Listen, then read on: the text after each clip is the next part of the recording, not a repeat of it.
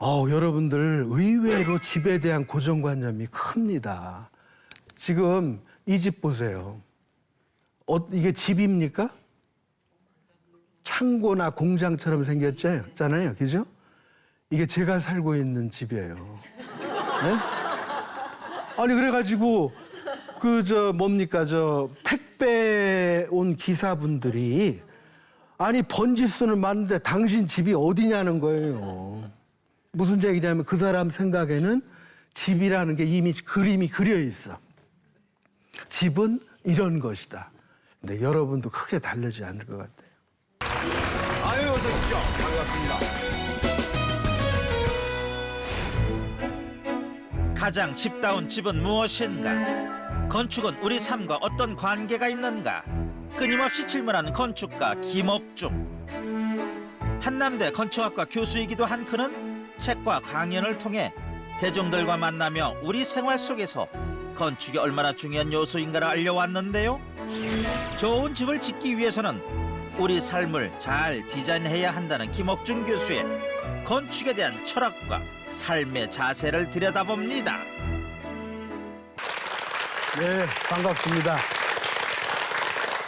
여러분 요즘에 TV에 보면 먹방이 대세죠.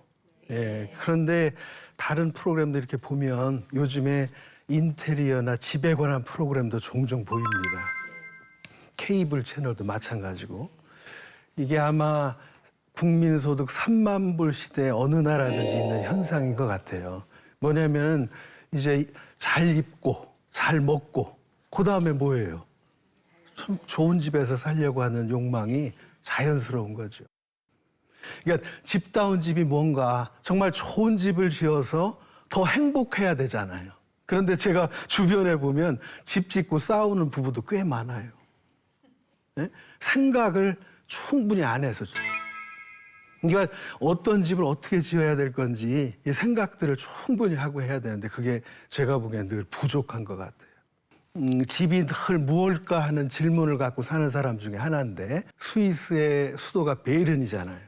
그 베른에 바이올린을 잘하고 또 그 베른 시립교향악단의 연주자로 활동한다는 우리 한국 유학생을 제 친구와 함께 그 집에 이제 놀러 갑니다. 바로 이제 이 방인데요. 그녀가 다듬어 놓은 이 방을 천천히 들여다봤어요. 봤더니 말이죠. 책장 밑에 제가 그 당시에 감명 깊게 읽었던 책들이 막 꽂혀 있고 그리고 그 밑에 보니까 유럽 각 도시의 미술관, 박물관 카탈로그가 쫙 꽂혀 있어요. 음악 하는 사람이 미술도 좋아하고 뭐 이게 대단하구나. 그리고서 피아노 위에 벽을 봤더니 렘브란트 그림이 이렇게 물론 복사판이지만 큰 그림이 붙어 있어서 세상에 음악하는 사람 중에 이렇게 나하고 뭔가 통할 사람이 있구나. 그래서 저는 그날 그 사람하고 몇 번 만나보지도 않은 상태에서 이 사람은 내 사람이다 하고 그냥 마음 정해버렸어요. 그리고 지금도 후회하지 않아요. 그 선택을.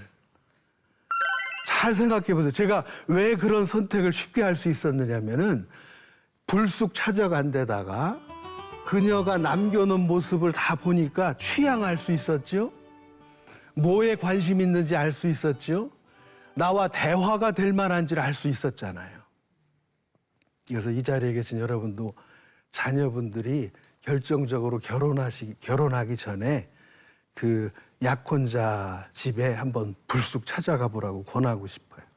그러면 가서 보면 그 상대방 친구가 어떤 생각을 갖고 있고, 그다음에 뭐 이렇게 관습은 어떤지, 게으르지 않은지 이런 거 다 알 수 있거든요.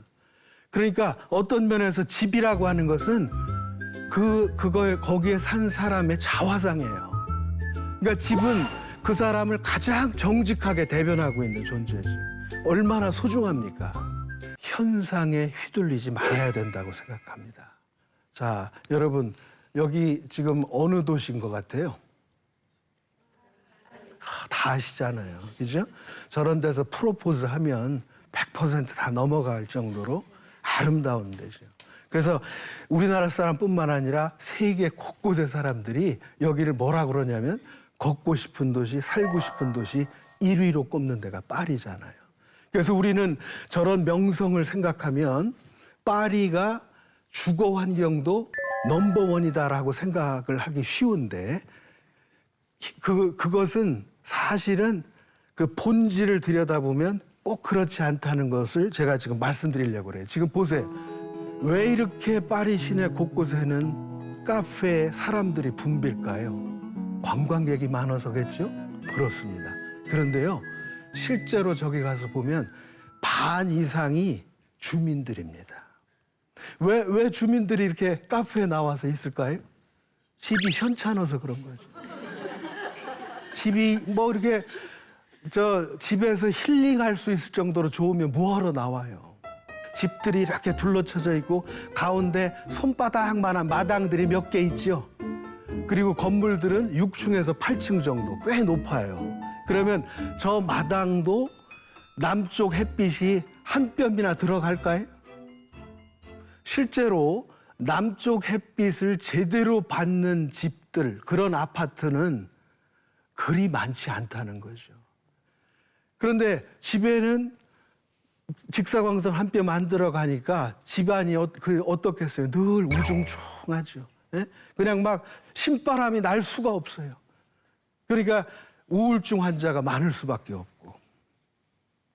그렇다고 보면 겉으로 보기에 그렇게 살고 싶은 도시 뭐 어쩌고 이렇게 말을 하는데 실상을 보면 주거 환경으로서는 특히 구도심 같은 경우에는 좋은 게 아니라는 거죠. 그런데 우리는 파리 하면 그게 모든 것의 이상인 것처럼 생각을 하는데, 그러니까 현상에 휘둘리지 말고 본질을 봐야 집의 집다운 모습이 뭔지를 볼 수 있다는 거죠. 두 번째는 여러분들 의외로 집에 대한 고정관념이 크니다. 지금 이 집 보세요. 이게 집입니까? 창고나 공장처럼 생겼잖아요. 그죠? 이게 제가 살고 있는 집이에요. 네? 아니, 그래가지고, 택배 온 기사분들이, 아니, 번지수는 많은데 당신 집이 어디냐는 거예요. 무슨 얘기냐면 그 사람 생각에는 집이라는 게 이미 그림이 그려 있어. 집은 이런 것이다. 근데 여러분도 크게 다르지 않을 것 같아요. 그래서 오늘 이 순간서부터 그렇게 고정관념 속에 어떤 이미지를 딱 가지고 계시면 새로운 집을 상상할 수가 없잖아요. 맨날 그런 집만 상상하죠. 그래서 고정관념을 버리시고 앞으로 우리가 변화될 그 4차 혁명이 일어나는 이런 시대에 생활 환경이나 시대 조건이 달라지면 집 모습이 당연히 바뀌어야 될 거 아니겠어요? 그렇다면 새로운 집 모습을 받아들이려면 고정관념을 좀 벗어날 필요가 있겠죠. 지금 잘 보세요. 내 몸을 둘러싸고 있는 첫 번째 이게 뭡니까? 옷이잖아요. 그러면 나를 둘러싸고 있는 두 번째 옷은 뭔가 잘 보세요. 그게 집이잖아요. 네? 그러니까 생각을 그렇게 해보세요. 그러면 내 집과 내 몸이 별개가 아니라 하나잖아요. 그러니까 집이 건강하면 내 몸도 건강한 거예요. 집이 현찮으면, 집이 부실하면 내 건강도 부실할 수밖에 없는. 그러니까 집과 몸은 하나다. 이런 생각을 하시면 어떻게 잘 팔까 보다는 어떻게 잘 살까 이런 생각을 하면서 이제 집을 지으실 수 있을 것 같아요. 그래서 지금 우리는 벌써 까딱 잘못하면 막 90살, 100살까지 살잖아요. 네? 정말. 정말 그래요? 난 원치 않는데도 막 그렇게 되잖아요. 그러면 이 고령화 시대에 그 긴 외로운 시간들을 어떻게 할 겁니까? 정말 좋은 집 지어서 집과 아까 제가 소통한다고 그랬잖아요. 친구처럼. 집을 내가 잘 가꿔 놓고 그 자연과 대화를 한다든지 그렇게 하면서 자기 몸을 건강하게 하지 않으면 그 긴 세월을 어떻게 할 거냐고요. 그래서 저를 한번 따라해 보세요. 집보다 좋은 보약이 없다. 집보다 좋은 보약이 없다. 가슴에 새기시기 바랍니다. 지금까지 머리와 가슴 속에 쌓아두셨던 그 집의 이미지를 다 허물어 버리시고, 네? 다시 집에 대한 생각을 다시 하는 데서부터 출발하시기 바랍니다.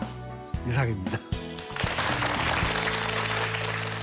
네, 여기에서 김억준 교수님은 어떤 길을 걸어오셨는지 네. 숫자 프로필을 만나보도록 하겠습니다. 첫 예. 번째 숫자 보여주세요. 7. 네, 첫 번째 숫자는 7인데요. 대전에서 8남매 중 7째로 태어난 김억준 교수님은 남다른 그림 솜씨로 건축가를 꿈꾸며 1974년 서울대학교 건축학과에 입학하셨습니다. 두 번째 숫자 보여주세요. 6. 네, 김억준 교수님은 서울대를 졸업하고 스위스로 6년간 유학을 다녀오시는데요. 스위스 로잔 연방공과대학에서 공부를 하고 건축에 대해 깊은 깨달음의 시간을 갖게 되셨다고 합니다. 세 번째 숫자 보여주세요. 31. 네, 유학을 마치고 고국으로 돌아와서 대전 한남대에서 31년째 교수로 재직 중이신데요. 촉망받는 건축가로서 대전 엑스포 광장의 무빙 쉘터를 비롯해서 아주 미술관, 유성문화원 등 그만의 독특한 철학이 담긴 건축물들을 설계해 오셨습니다. 문학과 전통 건축을 통해 사유의 힘을 기르고 잊고 살았던 가치를 찾아나는 데 열중해온 김억준 교수님의 숫자 프로필 만나봤습니다. 우리가 무심코 지나는 길에도 김억준 교수님의 작품들이 많이 있다고 하더라고요. 그래서 잠시 들여다보는 시간을 가져볼까 하는데요. 김억준 교수님의 대표작 첫 번째를 사진으로 만나보도록 하겠습니다. 보여주세요. 너무너무 익숙한 곳이네요, 이곳. 엑스포 광장, 야외 공연장, 예, 그렇죠. 무빙 쉘터죠. 이거를 지금 반응들이 나오기 시작하셨어요. 아는 곳이 나오신 거죠. 이게 93년에 그 우리 대전 엑스포가 있고 나서 그 당시에 저기 그 주차장으로 썼던 공간이죠. 아스팔트가 쩔쩔 끓죠, 여름 되면. 네. 그러니까 시민들이 그거를 그 큰 공간을 어떻게 활용하면 좋을까. 그래서 제 생각은 여기에다가 커다란 그늘을 만들고 싶었어요.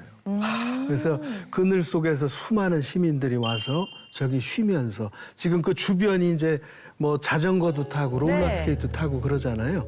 그리고 겨울 같은 때는 저 아래다가 저 아이스 스케이트장도 만들고 그렇게 해서 광장의 기능을 하면서 보다 많은 시민들이 그 나름대로 이렇게 그 뭔가 욕구를 표출할 수 있는 그런 프로그램들을 자유롭게 이렇게 드러내기 위한 그런 장소죠. 정말 참 잘 해놓으셨어요.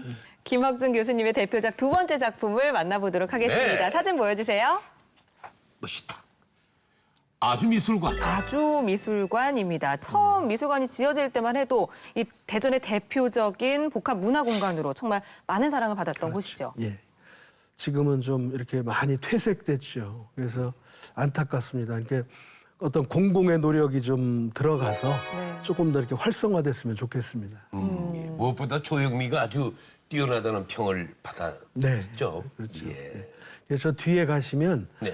300년 된 한옥이 또 있어요.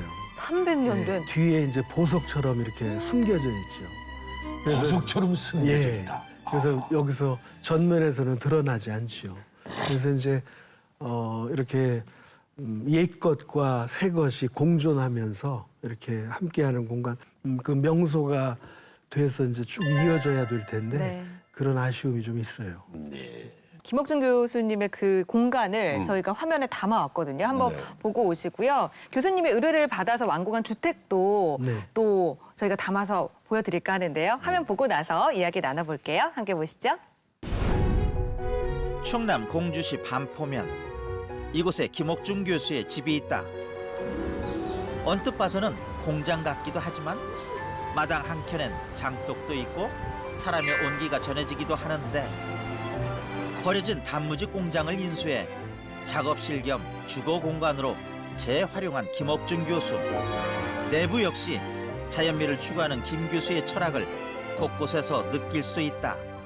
1층은 원래 그 단무지 공장이었던 그 본체 건물을 작은 작업실이나 음악실이나 이런 스튜디오로 쓰고 있고요. 여기는 옛날에 이제 단무지 공장 옥상이었던 부분인데 천정도 높고 거실 겸 서재 공간으로 지금 쓰고 있고요. 구별돼 있습니다. 여러모로. 집을 짓는다는 것은 땅의 가치를 살리는 일이라는 김옥중 교수. 그에게 집보다 더 좋은 보약은 없다. 김옥중 교수는 이곳에서 책을 읽고 글을 쓰고 자연을 보타며 가장 행복한 시간을 보내고 있다.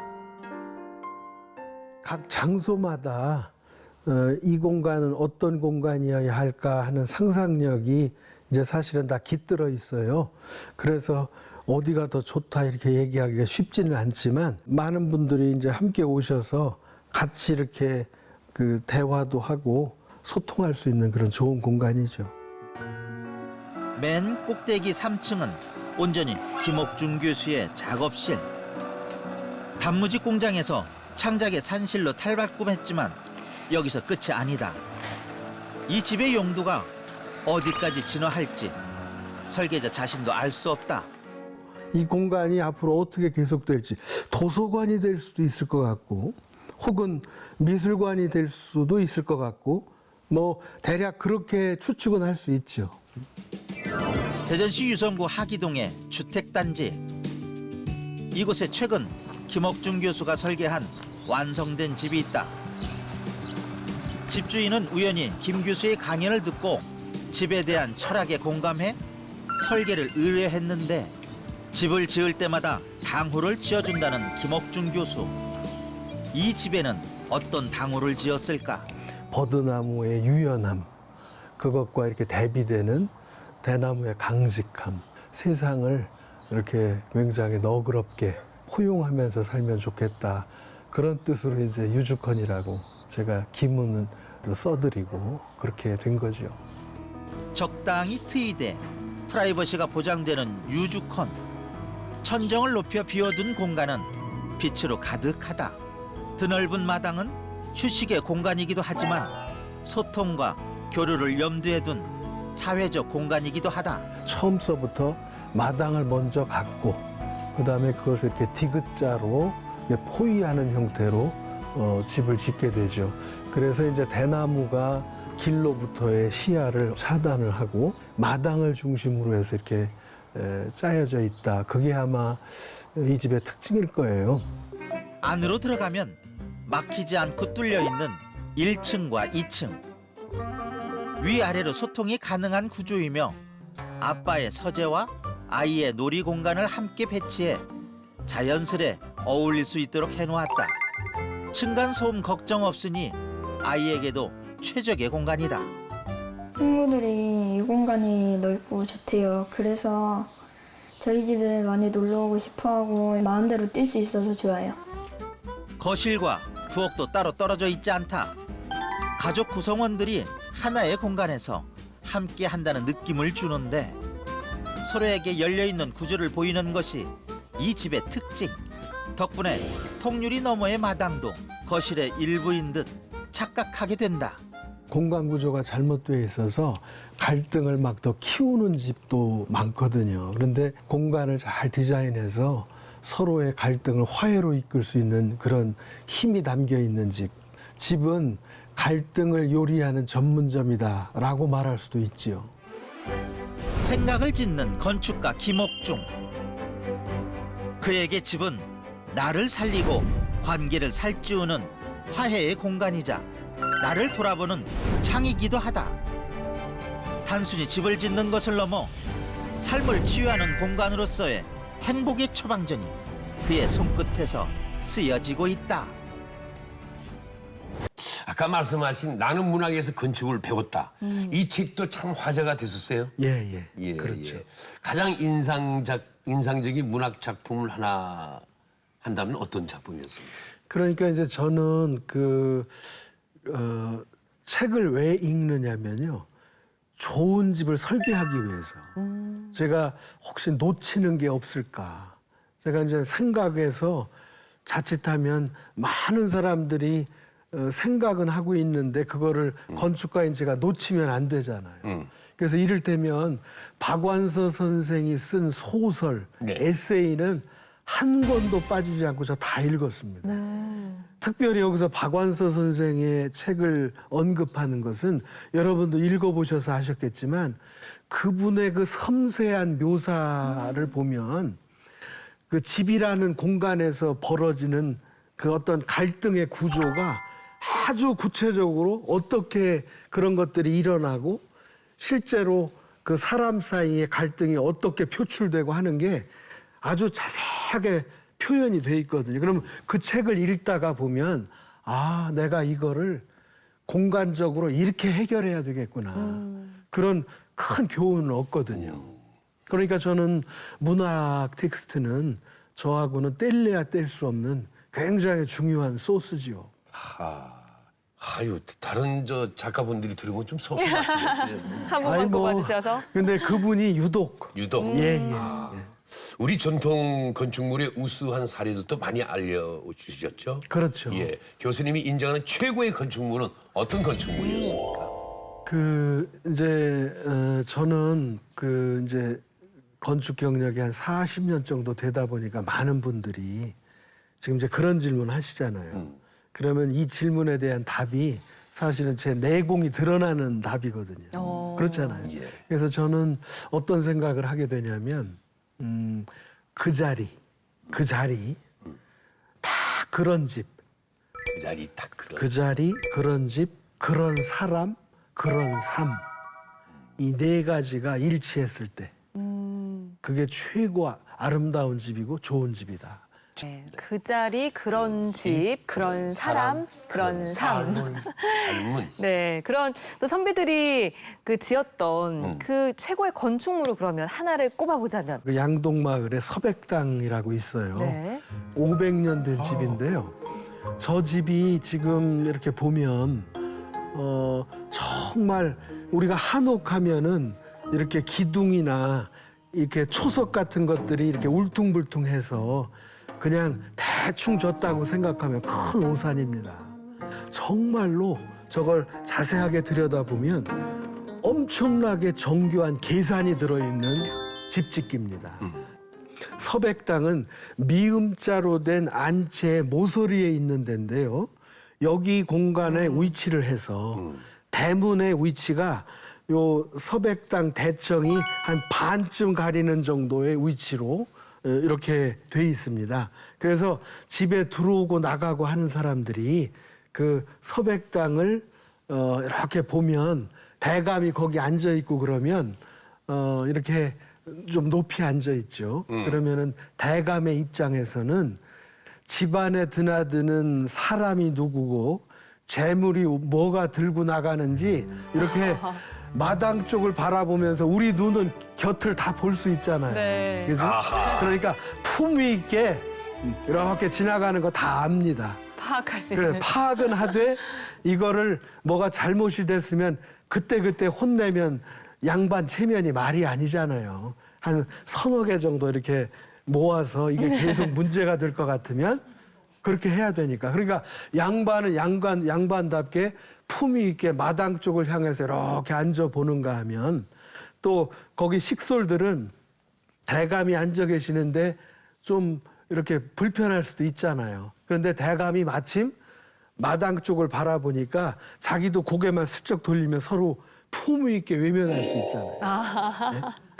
네? 예를 들면 네. 그러니까 한 공간에 한 대략 저게 대지로 치면은 거의 한 1000평이 넘는 대지인데요. 그 대문이 유일하게 저기 한 군데예요. 그러면 얼마나 불편하겠어요.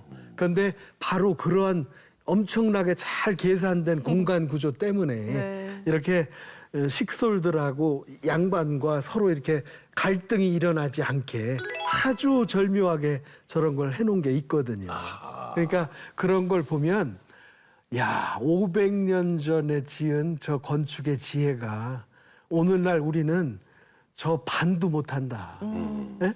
그 이렇게 아까 그 말씀드렸잖아요. 품위 있게 외면할 수 있는 데서 우리 못 살고 있잖아요. 부부싸움을 하더라도. 그렇잖아요. 그렇죠. 그래서 이제 그런 거 생각하면 이제 전통 한옥이 훌륭한 명품은 앞으로도 계속 명품일 테고요. 네. 그렇잖아요. 그러니까 그건 왜 그러냐면 집다운 집의 조건을 다 갖추고 있기 때문에 그런 거죠. 교수님에게 그러면 건축은 무엇인지 끝질문으로 드려볼까요? 그래요. 그 이제 늘 하는 이야기지만 제가 이렇게 보니까 결국 건축이라고 하는 것은 이제 하늘하고 땅하고 사람 사이에 그 얽혀 있는 인연을 그걸 잘 풀어내서 그것을 새로운 인연으로 만들어가는 거. 그 참 그거 같아요. 인연을 만들어가는. 예, 예. 새로운 인연을 끈끈하게 더 행복한 세계로 그렇게 이제 만들어가는 게 아닌가 그런 생각을 하게 되죠. 예. 네. 말씀 오늘 참 잘 들었습니다. 네. 감사합니다. 이 사람은 집을 짓고 집은 또 사람을 부른다라는 말이 있는데 오늘 교수님을 통해서 내 삶과 집이 얼마나 밀접하게 연관돼 있는지 다시 한번 내 삶을 돌아보게 합니다. 네. 네, 감사합니다. 앞으로도 좋은 건축물로 우리가 사는 세상을 아주 아름답게 가꾸어 주시기를 박수로 기원해 보도록 하겠습니다. 네. 네. 어차피 토크 행전은 여기서 인사드리겠습니다. 네. 다음 주에 뵙겠습니다. 건강하십시오. 고맙습니다. 아이고 수고하셨습니다.